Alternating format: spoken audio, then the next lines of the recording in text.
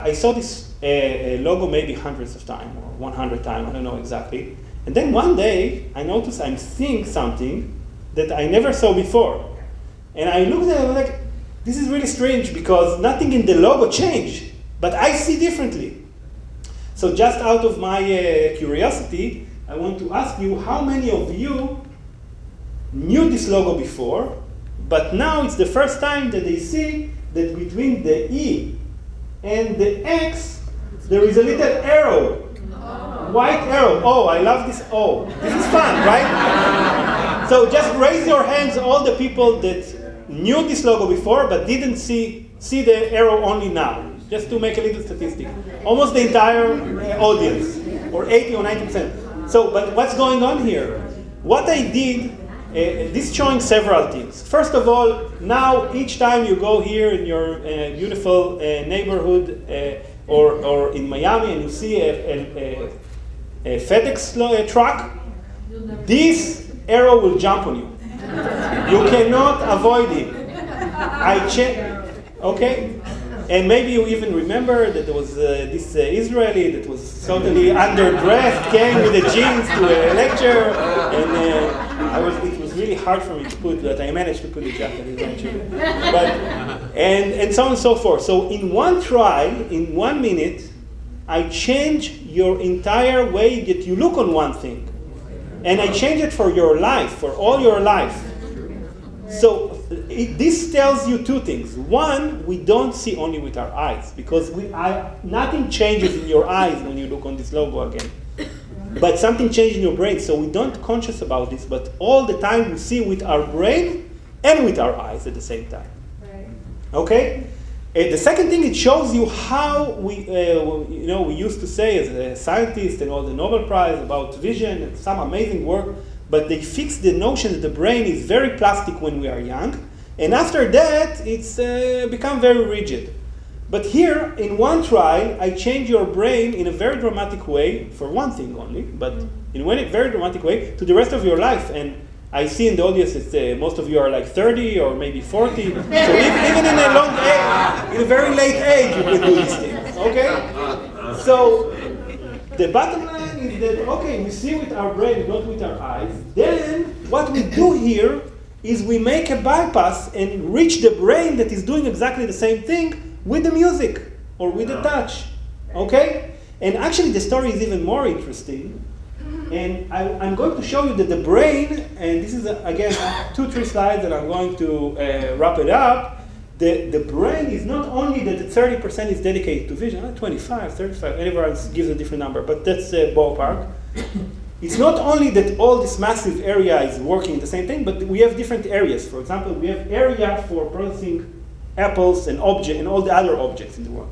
And we have a different area, a bit more deep, not from the side, that is processing vision, reading using vision.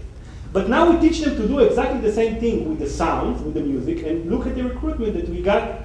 We awaken the brain and the correct areas to see exactly what we do. And this is actually very good news, because now, and let me show you, so this is several papers we published on the object domain, and several other papers, including this one that got covered in the New York Times, in which we put blind to read Braille, or we let them read using this new technology. And in both cases, the activation started in different systems, in the sound system or in the touch system, but when they build the word and actually manage to read, it's activated the visual object recognition center. So actually there is nothing visual about this area. It's a brain that is doing machine. It's a task of computation. It's doing some computation there. It's not about vision. Vision is very good to do it, so we think it's vision, but anything can process it. But why this is really good, and let me show you one example. I will take 2 more slides actually for this example because it's really cool. It's very important because we have this ability to imitate others. And by imitating others, we learn when we are babies, but also when we are adults. If we are learning a new ability to change the tire, we look at how you do it, and then you do it yourself. And this is very, very preserved in evolution. So we have, for example, even kittens can do this.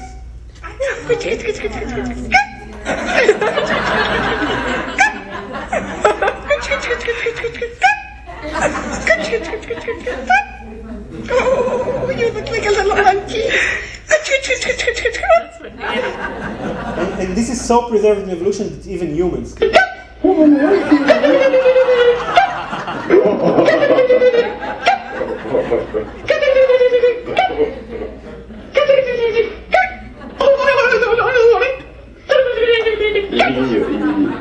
But I don't know if you notice in this talk, but I'm a very, very serious and methodological scientist. So I managed eventually to find one example that it's not working.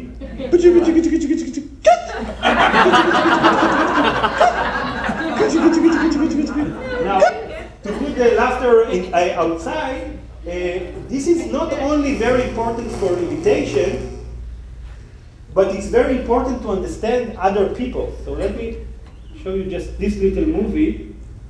השלב הבא, So you can see here that the blind would read this word, and she read it. האמצעי זה ב' שנייה. א', אבא יצא. And then you see here another blind going to שימו לב look לסרטון for הזה, her shoes האישה in the הזו house. סיגלית, עיוורת מלידה, מצליחה למצוא בין שלל החפצים שלה בבית, זוג נעליים. But then we can also teach them to understand the bodies are very important זה אמור להיות because קטגוריה של גוף מלא. ואני שומעת קווים אופקים, אז אני מניחה שהוא עומד ככה. But the thing is that she can not only imitate, but she can also use this information to understand body language. Just to give you one very brief example, body language is a very important thing. If all of you now look on your watches and not on me, I know that it's time to wrap up. Anyway, I know it's time to wrap up. But, or if you're looking away and not looking at me, I know that you're not interested. And if you are, for example, when I'm in Israel and I want to stop a cab, I'm doing like this and the cab would stop. You don't need to, you can't speak with me, you can't. So you're looking at my body language. Actually, I tried this in Italy and I almost got, the thing is that in Italy it's screw you. So it's, but the thing is that we can teach this, we have lessons to this and the blind can do it also. They learn the body language, etc. And what is amazing is that when we look at the brain, they recruit the sound system, but they very quickly sends all the information into exactly the same areas that we use to translate the body. So actually, not only that we use these glasses to this camera to capture reading objects, body images, and we use a bypass instead of using electricity here, we give it to them with bone conduction music, and they can read and recognize objects and see bodies. But not only this, we awaken their visual cortex to see again these different categories. And this is very good news to this project because now we're actually building what we call the multisensory bionic eye. Because look, and this will be the last slide. The multisensory bionic eye can give you all the good from all the various worlds. First of all, it can, in all the cases, you have here a camera, a little vibrator, and a little sensor, depth sensor, and the glasses. So everything here is, and you have headphones attached to your eye. Now I can look at these two kids, and at the same, and these two kids, I can go and wirelessly operate the bionic eye and create a sensation of light. And this is amazing. But this is the resolution of what I'm getting from the kids. So this is 60 pixel grayscale of these kids. Even if I put here 300 pixels, that's another 70 million down the road and another 5 years down the road, then it still will be not that great. But then at the same time, we can give them to the bone conduction the music after we teach them for 70 hours, and now they can see this resolution and these colors for $100. Oh my God. Wow. And then at the same time, we can put here the little infrared, you know, the remote control, and miniaturize it, and we tell me in what distance the kids are. And then at the same time, we can do a little program, a computer vision that will tell me, there is 2 kids, look for them. Okay? So the computer will tell me something. And then we really can move forward to have not just the experience of light, which is amazing, but also the understanding of what is there, the color vision, the location, the distances, and the obstacles. Okay? So thank you so much for your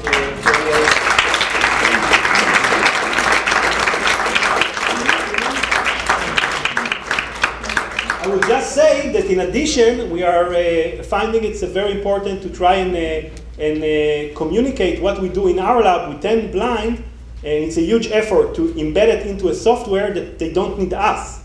So we released the first version of the iMusic, and it's freely available in the App Store. It was covered by National Geographic, you saw it there, and some other places. And in 1 month, we are going to release, maybe 2 months, maybe 1 month, a next version that include the lessons, or some of the lessons.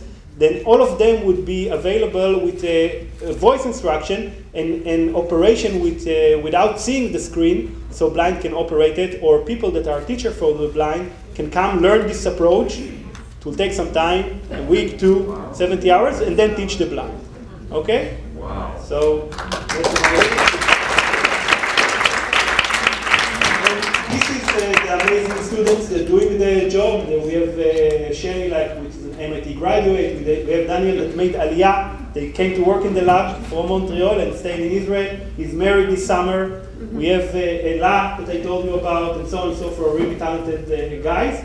If you want to visit us, you can visit us on Brain, HUGACIL, or you can write in Google Amedi Lab, and it's the first thing that appears there. There is my email. Spread the word, and it was a real pleasure to be here and talk with you.